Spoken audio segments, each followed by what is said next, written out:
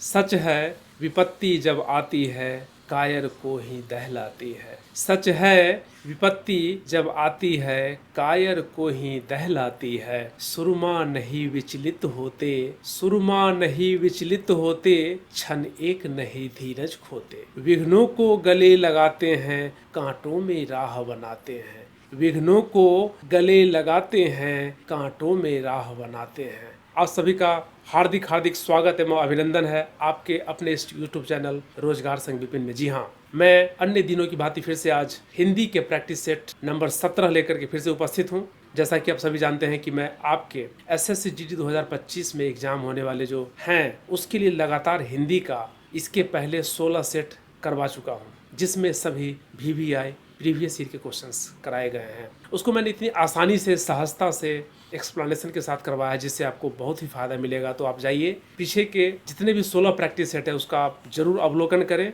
उसका प्रैक्टिस करें कि हिंदी में आपको पूरे 40 में 40 नंबर लेकर के आने हैं। तो आपको ये प्रैक्टिस सेट जरूर लगाने होंगे, बिना इसका कोई उपाय नहीं। आप कहीं से कुछ भी पढ़ लें, लेकिन जब तक ये प्रीवियस ईयर के क्वेश्चन सेट नहीं बनाएंगे आपको पता ही नहीं चलेगा कि आखिर पूछा क्या जाता है। तो आप इसकी प्रैक्टिस जरूर करें। मैं इसके लिए बहुत ही बेहतरीन प्रैक्टिस सेट आपके लिए कंटिन्यू लेकर के आता रहा हूँ और आता रहूँगा। तो बिल्कुल बने रहिए आप इस चैनल के साथ। इस सेशन का सबसे पहला सवाल, दिए गए वाक्य का वह भाग ज्ञात करें जिसमें कोई त्रुटि हो। जी हाँ, सबसे पहले वाक्य पढ़ना पड़ेगा। स्वामी दयानंद का देश आभारी रहेगा क्योंकि उन्होंने देश के लिए बहुत कुछ किया है। जी हाँ, किया। अगर आप इसको पढ़ें तो कुछ अटपटा सा लगेगा। यहाँ पे आभारी किसको होना है? देश को। तो देश आभारी रहेगा किनका? स्वामी दयानंद जी का। अब इसको देखिए, आभारी रहेगा क्योंकि, ये तो बिल्कुल सही है। तो ये हमारा ऑप्शन गलत हो जाएगा क्योंकि हमको यहाँ पे गलत वाला पूछ रहा है। उन्होंने देश के लिए बहुत कुछ किया है, ये भी सही लिखा हुआ है, तो ये भी ऑप्शन गलत हो जाएगा। और बहुत कुछ किया है, यह भी सही लिखा हुआ है, इसके लिए यह भी हमारा ऑप्शन गलत हो जाएगा। तो हमारा यहाँ पे क्या होगा कि स्वामी दयानंद का देश आभारी रहेगा की जगह पे देश स्वामी दयानंद का आभारी रहेगा। यहाँ पे क्या होगा? देश स्वामी दयानंद का, ये वहाँ पे आ जाएगा। सबसे पहले देश स्वामी दयानंद का आभारी रहेगा क्योंकि उन्होंने देश के लिए क्या किया है? बहुत कुछ किया है। कि दिए गए विकल्पों में से सार्थक शब्द का चयन कीजिए। सार्थक 100 साथ में लगा हुआ, सार्थक, निरर्थक नहीं है, सार्थक है। सार्थक शब्द मतलब क्या? उस जिसमें परफेक्ट अर्थ हो, जिसके अर्थ की सार्थकता हो, जिस शब्द का कुछ ऐसा अर्थ हो जिसका कोई मतलब हो। बिना मतलब का कोई निरर्थक शब्द नहीं, बल्कि सार्थक शब्द होना चाहिए जिसका कोई मतलब होना चाहिए। वैसे सार्थक शब्द का पता लगाने के लिए बोल रहा है। तो अगर आप देखें यहाँ पे बीचा, बीचा नाम का कोई शब्द नहीं होता, बीच हो सकता था। ये देखिए कजोर, कजोर वैसा, कजोर जो है ना, यह भी कोई सार्थक शब्द नहीं, ये निरर्थक शब्द है ना। यहाँ पे कमजोर हो सकता था, ये सार्थक है। देखिए रदबाजा, रदबाजा ये भी गलत है। दरवाजा हो सकता था, अगर इसको हम सही से बैठा तो दरवाजा हो सकता था, लेकिन ये रदबाजा क्या है? निरर्थक शब्द, ये भी गलत हो जाएगा। देखिए एक यही जो हमारा ऑप्शन ए है, बिस्तर। बिस्तर क्या है हमारा? बिस्तर हमारा सार्थक शब्द है। बिस्तर मतलब क्या होता है? बिछावन, बेड जिसको, जिसपे हम लोग सोते हैं, वही एक यहाँ पे सार्थकता है। बाद में कि ये बीचा, कजोर, रदबाजा ये सब क्या है? निरर्थक शब्द है। इसके कहीं कोई सही अर्थ नहीं है, उसको निरर्थक शब्द बोलते हैं। तो सार्थकता मतलब, बिस्तर कहने का मतलब है कि जैसे ही बिस्तर बोलेंगे आप समझ जाएंगे कि हाँ ये बिछावन की बात करें जिसपे हम लोग सोते हैं, है ना। चलिए अगले सवाल पे चलिए। देखिए, निम्नलिखित वाक्य में रेखांकित भाग के लिए एक सार्थक शब्द ज्ञात कीजिए। बिल्कुल वही चीज यहाँ भी बोला जा रहा है ना, बस ये है कि यहाँ पे वाक्य दिया हुआ है कि वह अचानक ही घर आ गए। वह अचानक ही घर आ गए, यानी कि जो रेखांकित शब्द है, रेखांकित किस में है कि वह अचानक ही, वह अचानक ही। अतिवृष्टि मतलब क्या होता है? अतिवृष्टि मतलब क्या? ज्यादा वर्षा का होना, ज्यादा वर्षा का होना, यानी कि बारिश का बहुत तेज होना, बहुत ज्यादा होना। ठीक है। तुरंत मतलब क्या होता है? जल्दी होता है। शीघ्रता मतलब भी क्या होता है? शीघ्रता मतलब शीघ्र हो गया, जल्दी बोल लीजिए, तुरंत बोल लीजिए, ये सब क्या है? एक ही चीज है। तो वह अचानक ही आ गया, वह अचानक, वह शीघ्रता ही आ गया, ना ना ना, ये तो फिट नहीं बैठेगा। वह तुरंत ही आ गया, ना ना ना ना, तुरंत ही आ गया, वह भी गलत है। अतिवृष्टि, वर्षा का तो कहीं आने से कोई मतलब ही नहीं है कि नहीं। देखिए आकस्मिक का मतलब होता है अचानक, अचानक बिना बताए फटाक से, है ना, आ गया। तो वह अचानक ही की जगह पे हम लोग सार्थक शब्द क्या लगा सकते हैं? आकस्मिक घर आ गए। यहाँ पे सबसे जो सही अर्थ देने वाला हमारा विकल्प होगा वो क्या होगा? आकस्मिक। किसके लिए? वह अचानक ही के लिए। ठीक है, तो ये सार्थक शब्द हमारा आकस्मिक हो गया। यहाँ पे पूछ रहा है कि दिए गए 4 विकल्पों में से क्या कीजिए कि रिक्त स्थान के लिए सही भाववाचक वाला विकल्प ज्ञात कीजिए, जिसको हम फील कर सकते हैं, उसको हम छू नहीं सकते, टच नहीं कर सकते, महसूस कर सकते हैं। भाव की अभिव्यक्ति होती है उससे, उसको हम टच करके नहीं देख सकते, वो कोई समान वस्तु नहीं होता है ना। अब मैं कहीं नहीं जा सकता, मैं खाली स्थान से चूर हो चुका हूँ। मतलब अब मैं कहीं नहीं जा सकता, मैं खाली स्थान से चूर हो चुका हूँ। अब मैं कहीं नहीं जा सकता, मैं थकाना से चूर हो चुका हूँ। थकाना तो बिल्कुल निरर्थक शब्द है जी।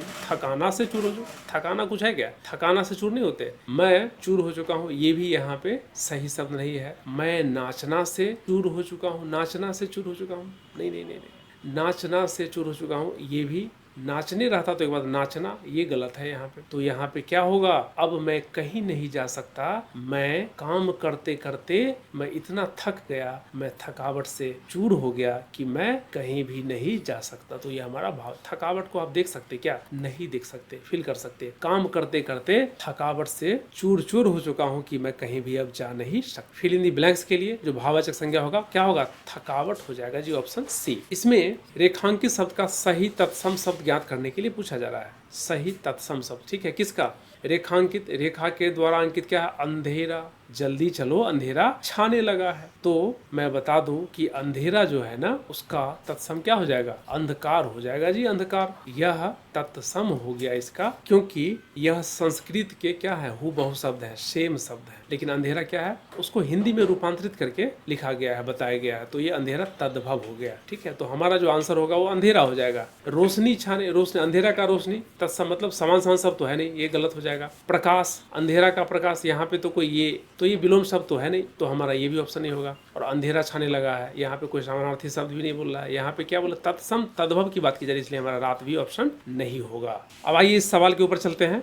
प्रश्न में 4 विकल्पों में से उस विकल्प का चयन कीजिए जो कोष्टक में दिए गए शब्द के किसका? बाजार में हुई दुर्घटना के कारण सब तरफ क्या है? आतंक मच गया। इसी आतंक के लिए क्या है? आतंक का मतलब होता है कोलाहल। कोलाहल बोल लीजिए, दहशत बोल लीजिए, दहशत, हल्ला बोल लीजिए। ये सब क्या है? ये सब आतंक के ही क्या है? पर्यायवाची शब्द है। तो दिए गए विकल्प के हिसाब से यहाँ पे देखें कि फरमान, अवरोध, कोलाहल, पाखंड, ये तीनों तो इसका आंसर होगा ही नहीं। क्यों? चूंकि इसका कोलाहल, दहशत, हल्ला बोल से कहीं कोई संबंध ही नहीं है। तो हमारा सबसे सटीक आंसर क्या हो जाएगा? कोलाहल हो जाएगा। फरमान का मतलब होता है राजकीय आज्ञा पत्र या आदेश, निर्देश। अवरोध का मतलब क्या होता है? बाधा, रुकावट। और पाखंड का मतलब क्या होता है? बनावटी, ढकोसला। पाखंड मतलब होता है दिखावा करना। अब चलिए फिर से अगले सवाल में, इसमें क्या बोला है कि उचित पर्यायवाची शब्द चयन कीजिए। किसका? वंश का, जो ब्रैकेट में दिए गए हैं उसका पर्यायवाची शब्द निकाल। युद्ध के बाद पूरे कौरव, खाली स्थान, वंश का नाश हो। वंश का जो पर्यायवाची होगा क्या होगा? कुल हो जाएगा, खानदान हो जाएगा, है ना, नस्ल हो जाएगा। कुल दिया हुआ है ऑप्शन में डी में, और यही हमारा सबसे सही आंसर होगा। किसका? वंश का पर्यायवाची। अब यहाँ पे लोग का मतलब तो समझते हैं, यह तो होगा ही नहीं। लोग तो मतलब लोग होता है, लोग, जनता। धरती का मतलब क्या हो गया? धरा हो गया, जमीन हो गया। आकाश तो मतलब गगन, यह भी यहाँ पे संबंध नहीं रखता है। किससे? वंश से। इसके लिए हमारा ये 3 ऑप्शन गलत हो जाएगा। देखिए वाक्य में गलत वर्तनी ज्ञात कीजिए। गलत वर्तनी, हाँ, निसंदेह, निसंदेह शरण एक योग्य वर है। देखिए योग्य यहाँ पे सही लिखा हुआ है, वर भी सही लिखा है और शरण भी सही लिखा हुआ है। जो निसंदेह है यह गलत लिखा हुआ है। ये कैसे होता है? निसंदेह होता है जी, निसंदेह। तो इसको इस तरीके से लिखना था। तो क्या बोला? गलत वर्तनी पूछ रहा है हमारा, इसलिए यही आंसर होगा। यह तीनों हमारा आंसर गलत हो जाएगा, क्योंकि यह सब सही रूप में लिखा हुआ है ना। गलत वर्तनी पूछा जा रहा था, इसलिए हमने गलत ही बताया है। वह गलत क्या है? ऑप्शन नंबर बी में जो निसंदेह लिखा हुआ है उसको निसंदेह लिखना पड़ेगा। इसमें देखिए रेखांकित शब्दों के लिए सही शब्दों वाले विकल्प का चयन कीजिए। जी, रेखांकित शब्द वाले क्या है? आपके प्रश्न का समाधान, यही रेखा द्वारा अंकित किया है। का समाधान मेरे पास है जी, प्रश्न का समाधान मेरे पास है। अब पढ़ते हैं हम लोग, देखते हैं कि आपके प्रश्न का प्रयास मेरे पास है। यह तो बिल्कुल जी अटपटा है, ये तो होगा नहीं। परिवर्तन की आवश्यकता नहीं है, नहीं, परिवर्तन की आवश्यकता तो है। आपके प्रश्न का प्रयत्न मेरे पास है। प्रश्न और प्रयत्न, यह तो बिल्कुल ही बेतुका सा है। अब देखिए, आपके प्रश्न का उत्तर मेरे पास। जी हाँ, प्रश्न का क्या होता है, उत्तर ही तो होता है। कोई भी अगर प्रश्न पूछ रहा है तो हमको क्या बताना है, उसका उत्तर ही तो बताना है ना। लेकिन यहाँ पे जो समाधान दे के गलत कर दिया, समाधान किसका सॉल्यूशन होता है जी, किसी भी समस्या का समाधान होता है। समस्या के लिए हम समाधान यूज करते हैं, लेकिन जहाँ प्रश्न की बात हो जाए तो आपके प्रश्न का उत्तर मेरे पास है, हमको सही शब्द वाले विकल्प का चयन करना है। इसके लिए समस्या के लिए समाधान होगा, यहाँ पे प्रश्न दिया हुआ है तो प्रश्न के लिए क्या होगा, उत्तर ही हमारा सही विकल्प होगा। तो इस तरीके से अगर देखें तो हमारा आंसर क्या होगा, ऑप्शन नंबर डी सबसे सही हो जाएगा। प्रश्न का क्या होगा, उत्तर ही सही होगा। अब चलिए अगले सवाल पे चलते हैं फटाफट। देखिए, इसमें निम्नलिखित प्रश्न में 4 विकल्पों में से उस विकल्प का चयन कीजिए जो दिए गए मुहावरे का सही अर्थ बताता है। जी, मुहावरा का सही अर्थ बताना है। क्या, का भरना, इसका मतलब होता है सेवा करना। जी, सेवा करना। मैं पिछले कई साल से अपने दादाजी का हुक्का भर रहा हूँ, मतलब क्या, मैं उनकी सेवा कर रहा हूँ। तो हमारा ये क्या होगा, दिखावा करना ना होगा जी। नौकरी करना भी नहीं, हुक्का भरना मतलब नौकरी करना नहीं होता। और उधार चुकता करना तो बिल्कुल ना होगा हुक्का भरने का। आप याद रखिए कि मुहावरे के अर्थ के रूप में अगर पूछा जाए हुक्का भरना, तो उसका सही अर्थ जो होगा क्या होगा, सेवा करना होगा। दिए गए वाक्य में से गलत वर्तनी को ज्ञात कीजिए। जी हाँ, गलत वर्तनी पूछ रहा है, इसमें गलत वर्तनी उच्चारण के साथ सही क्या नहीं है, मात्राएं नहीं है, वो गलत वर्तनी होता है। तो आप देखिए क्या लिखा है, उपर्युक्त। अरे उपर्युक्त सभी बातें पढ़कर ही हस्ताक्षर करें। यहाँ पे देखिए सभी सही से लिखा है, बातें पढ़कर ही हस्ताक्षर करें, ये सभी सही से लिखे हैं। लेकिन ये जो उपर्युक्त है यह गलत तरीके से लिखा है। जी हाँ, ये कैसे लिखते हैं, ये लिखते हैं जी उपयुक्त लिखते हैं, है ना।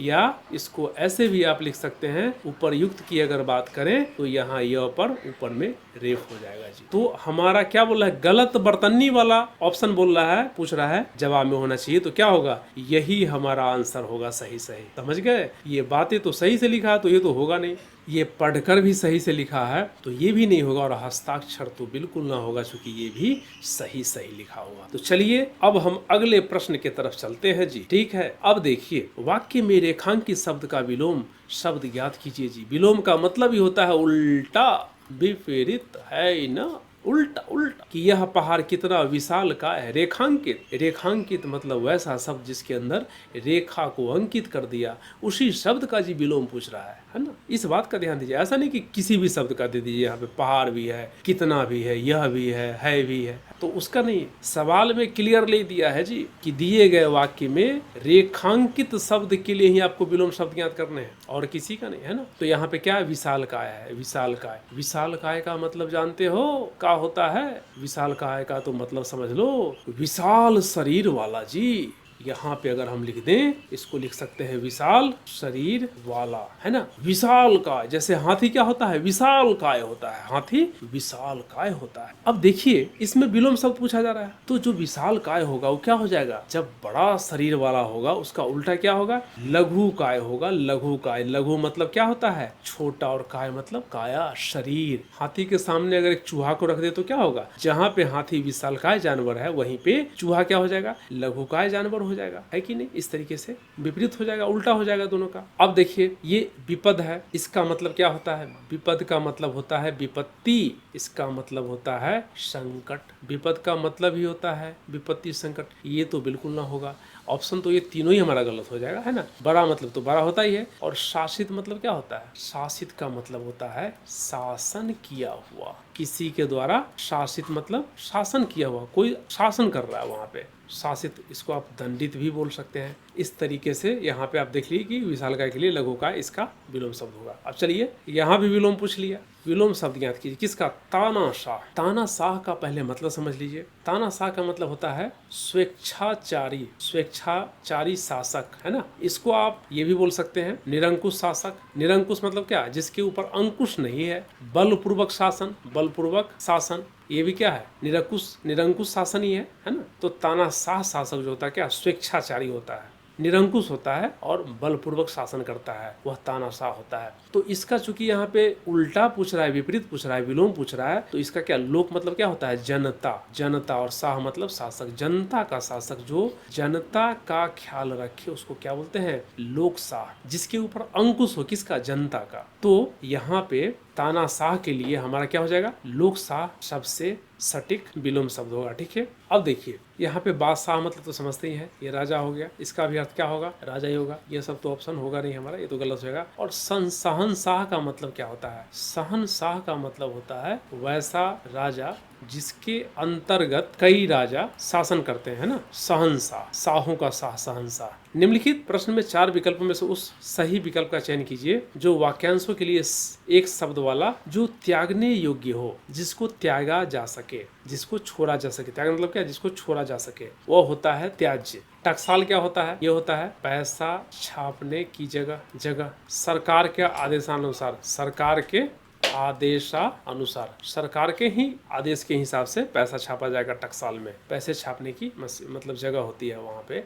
तो ये गलत हो जाएगा, गलत तो ये तीनों ही हो जाएगा, इसका तो त्याजी होगा। लेकिन समझ लेते हैं दत्तक। दत्तक का मतलब होता है गोद लिया हुआ, गोद लिया हुआ यानी कि ग्रहण किया हुआ, ग्रहण किया हुआ है कि नहीं, ग्रहण किया हुआ। और दुस्तर का मतलब क्या होता है, इसका मतलब होता है दुर्गम। दुस्तर का मतलब दुर्गम होता है, जिसको पार करना क्या होता है, कठिन हो, जिसको पार करना कठिन हो, उसको क्या बोलते हैं, दुस्तर बोलते हैं, दुर्गम बोलते हैं, है ना। अब देखिए इस प्रश्न में कि दिए गए 4 विकल्प में से उस विकल्प का चयन कीजिए जो मुहावरे का सही। यहाँ पे मुहावरे का अर्थ पूछा जा रहा है जी, मुहावरे का अर्थ। ठीक है, मुहावरे का अर्थ मजा किरकिरा करना, मजा किरकिरा करना। इसका मतलब होता है आनंद में बाधा पड़ना, मन की न होना, ये ना हो पाएगा। अचानक गुस्सा आना, मजा किरकिरा, ये भी नहीं होगा। और अपनी बुराई सुनना, ये भी नहीं होगा। आनंद में बाधा पड़ना यानी कि कुछ ऐसा काम चल रहा था जहाँ पे आनंद ही आनंद था, लेकिन अचानक किसी कारण से क्या हो गया, मजा किरकिरा हो गया, यानी कि आनंद जो चल रहा था, आनंद का जो अनुभव कर रहे थे लोग, उसमें बाधा पड़ गया। जैसे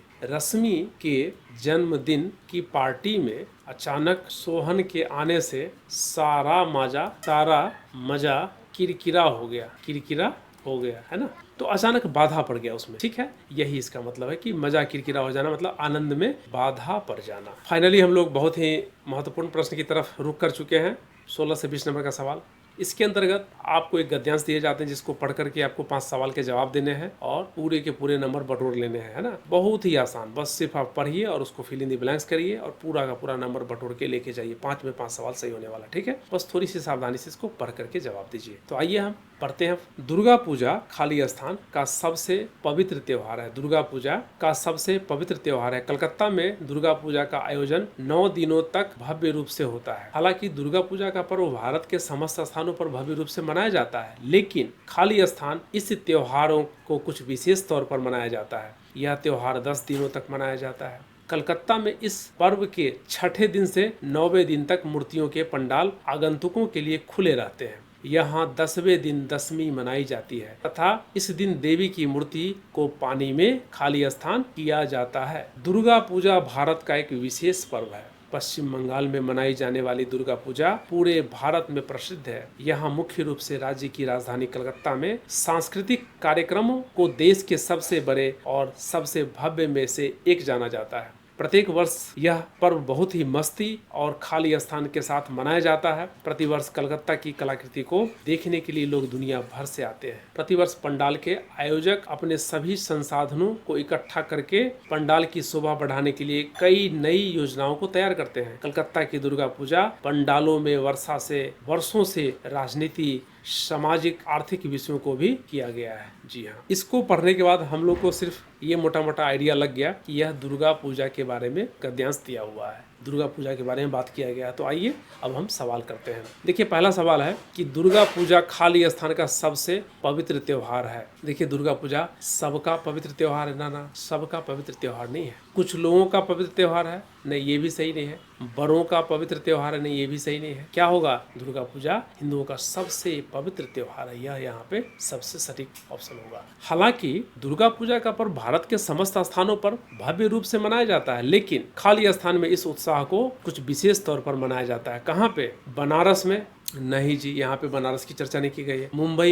मुंबई की भी चर्चा नहीं की गई, दिल्ली में यहाँ भी इसकी चर्चा नहीं की गई। किसकी चर्चा की गई? कलकत्ता में इसको विशेष रूप से मनाया जाता है। ठीक है, इसमें कलकत्ता की चर्चा की गई है। तो यहाँ पे हमारा आंसर क्या होगा? अब चलिए अगले सवाल को देखिए। यहाँ 10वें दिन दशमी मनाई जाती है तथा इसी दिन देवी की मूर्ति को पानी में क्या करते हैं? स्थापित करते हैं। नहीं, स्थापित करना मतलब क्या? स्थापित करना मतलब उद्गम करना, तो ये तो होगा नहीं। यहाँ पे अवतरित करना भी नहीं होगा, पन्न करना भी नहीं होगा। यहाँ पे क्या 10वें दिन क्या करते हैं? पानी में विसर्जित करते हैं जी, विसर्जित। जब पूजा खत्म हो जाता है दशमी के दिन तो क्या करते हैं? दुर्गा माता के मूर्ति को पानी में विसर्जित कर दिया जाता है ना, और फिर से वो अगले साल आते हैं वापस। प्रतिवर्ष यह पर्व बहुत ही मस्ती और खाली स्थान के साथ मनाया जाता है। किसके साथ मनाया जाता है? मस्ती और झगड़े के साथ मनाया जाता है? ना ना ना ना, झगड़े के साथ तो होगा नहीं। शोर के साथ मनाया जाता है। दुर्गा पूजा को शोर के साथ मनाते हैं? नहीं नहीं, ये भी सही नहीं है। मस्ती और पटाखों के साथ, यह भी यहाँ पे सही से ऑप्शन नहीं है। तो क्या होगा? यह बहुत ही मस्ती और उत्साह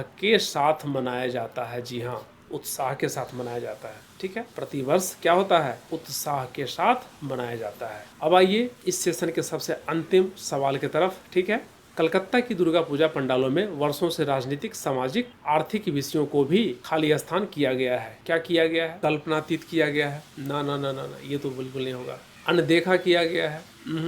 ये भी नहीं होगा। राजनीतिक, सामाजिक, आर्थिक विषयों को अनदेखा? नहीं, ऐसा नहीं है। विस्तृत किया गया है? यह भी यहाँ पे नहीं होगा। यहाँ पे क्या होगा? चित्रित किया गया है। यानी कि वहाँ जो कलकत्ता में दुर्गा पूजा होता है उसमें जो पंडाल बनाए जाते हैं तो उसमें राजनीतिक, सामाजिक और आर्थिक विषयों को भी क्या करते हैं? चित्रित करते हैं। उसके पंडालों की डिजाइन ही इस तरीके से करते हैं कि आपको मैसेज देते हैं, कई बार राजनीतिक चीज़ों का, सामाजिक चीज़ों का, अवस्थाओं का। कई बार जैसे अलग अलग बहुत सारी सभ्यता, संस्कृति हमारी जो पौराणिक रही है, तो वैसे सिचुएशन वो भी अवस्थाओं को वहाँ पे चित्रित करते हैं, दर्शाते हैं। हमें उसको देख करके वो चीज़ समझ में आता है। ठीक है, तो इसकी बात है। आर्थिक विषयों के बारे में बात की जाती है, यानी कि ढांचे, सामाजिक ढांचे के बारे में। तो मैं जानना चाहूँगा कैसा लगा आप सभी को ये सेशन। आप मुझे कमेंट्स करके ज़रूर बताएं। अगर आप इस चैनल पे नए आए हैं तो आप सबसे पहले इसको लाइक, सब्सक्राइब और घंटी के बटन को दबा दें ताकि आपको जैसे ही वीडियो अपलोड हो तो तुरंत पता चले, क्योंकि मैं इस बार आपको SSCGD 2025 में 100% सफलता दिलाने के लिए समर्पित हूँ। बिल्कुल अपने पथ से मत भटकिए, कंटिन्यू बने रहिए, इसका फायदा लेते रहिए। इतने महत्वपूर्ण सवाल इसमें दिए गए हैं जो कि डायरेक्टली प्रीवियस ईयर का क्वेश्चन है। इसकी प्रैक्टिस करने के लिए आप लगातार इससे जुड़े रहिए, आप प्रैक्टिस करते रहिए, मस्त रहिए, चुस्त रहिए, दुरुस्त रहिए। फिर मिलेंगे नेक्स्ट एपिसोड में। तब तक के लिए आप सभी का दिल से बहुत बहुत धन्यवाद।